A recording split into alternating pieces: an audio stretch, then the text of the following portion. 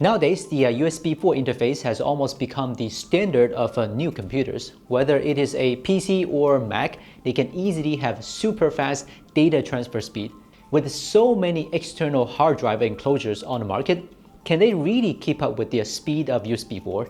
Then let's test one of them, the TerraMaster D1 SSD Plus.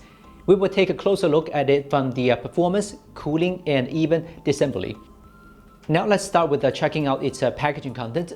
First up, a bunch of instructions and one 0.4mm thermal pad. The most notable note in the pile is this paper of indemnity. TerraMaster promises an additional 6-month warranty if you're not satisfied with the performance of it within 30 days of purchase. The other thing is a pouch, a cable with 80 Gbps support, and a screwdriver. Lastly, there's this hard disk case itself. As you can see, the whole unit is not quite like others. The whole casing is used as a heatsink.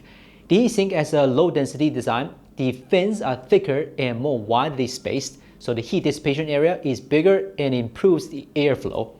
Because there are no moving parts, it operates without noise and reliability should be very good. I'll call this side with their feet the back side, and this is how you open it, and you don't have to worry about losing the screw either. TerraMaster has made a limit for it. After unscrewing it, it still snaps onto the screw hole, so it won't be left behind easily. There's already a thermal pad pre-installed, so the thinner one I think is for other thinner SSDs. The case is using the M key slot, which is a mainstream NVMe SSD interface type that support up to PCIe 4.0x4 specs. Some of you here may regret that the D1 SSD Plus only support 2280 SSDs, but the mainstream SSDs on the market are still of that specs. So I don't think the lack of a 30, 42, and 60 will cause too much of a problem. Instead, the ability to install SSDs with a double-sided NAND is more important here.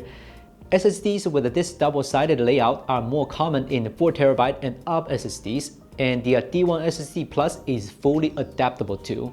But here you can see the 4 screws on top of the PCB are not protected in any way. So I figured we could take it apart together and continue to find out why. After removing the PCB, I was shocked by the large amount of SMD capacitors on it. Generally speaking, this kind of a large number of chip capacitors will be used on top of the enterprise SSDs to stabilize the voltage, provide power failure protection, and ensure data safety. This supports the claims of the high-level security protection advertised by TerraMaster. The chip underneath the capacitor is an old friend, the SM2464PD. It is the same chip we used to add NIC to the Mac earlier, and is capable of delivering transfer speeds of up to USB 4 and is compatible with the USB 3.2 port and Thunderbolt 3.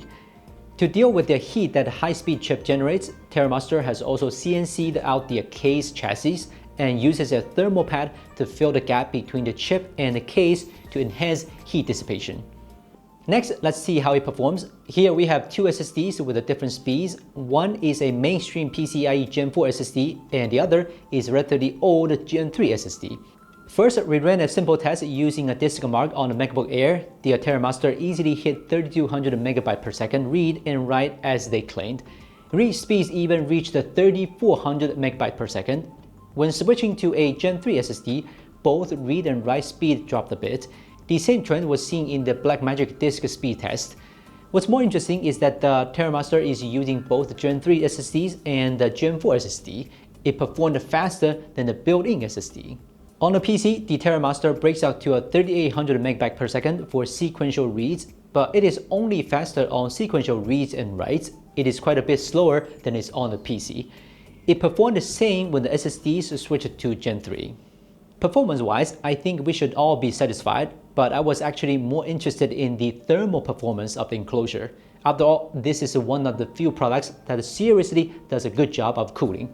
So we decided to go ahead and use this Gen 4 SSD to run all over this 1900 gigs hard disk at 27 degrees Celsius room temperature.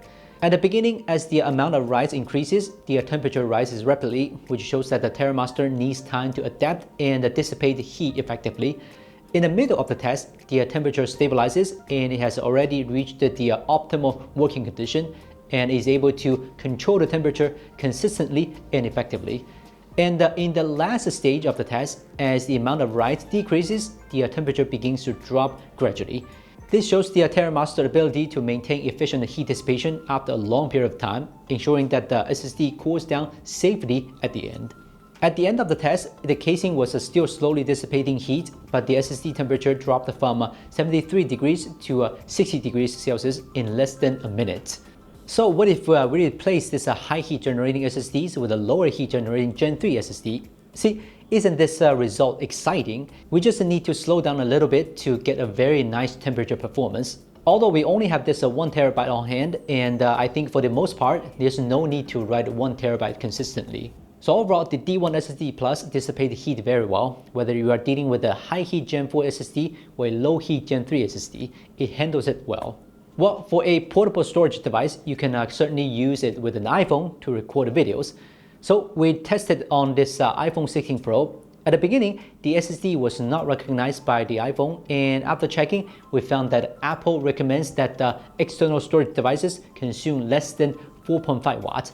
The typical power consumption of this SSD is 8 watts, which is far more than the iPhone's limits, so that should be the reason why it couldn't be recognized correctly. After this, we replaced it with a lower power Gen 3 SSD, and it could be recognized correctly. The iPhone was used to record a 4K 120p ProRes video, but after only 18 minutes of recording, the iPhone overheated and shut down automatically.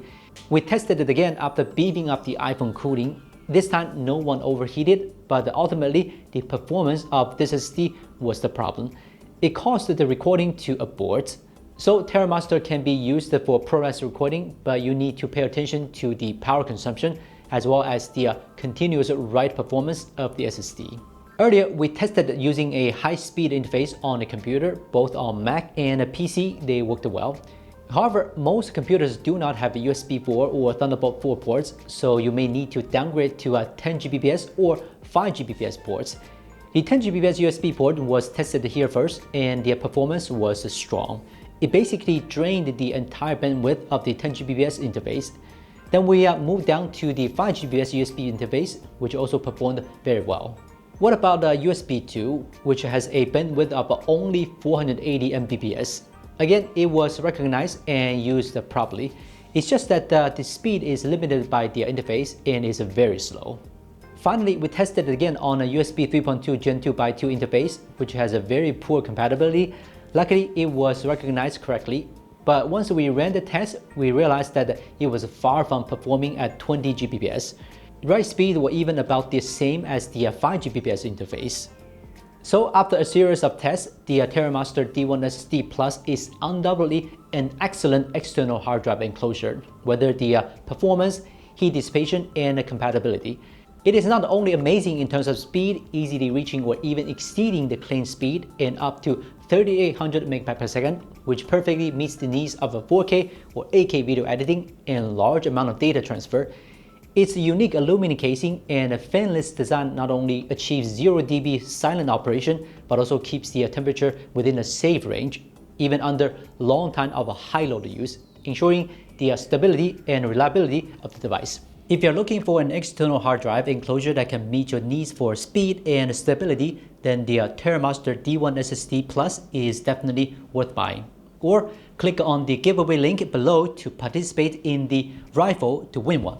I'm Gizmochina. See you next time.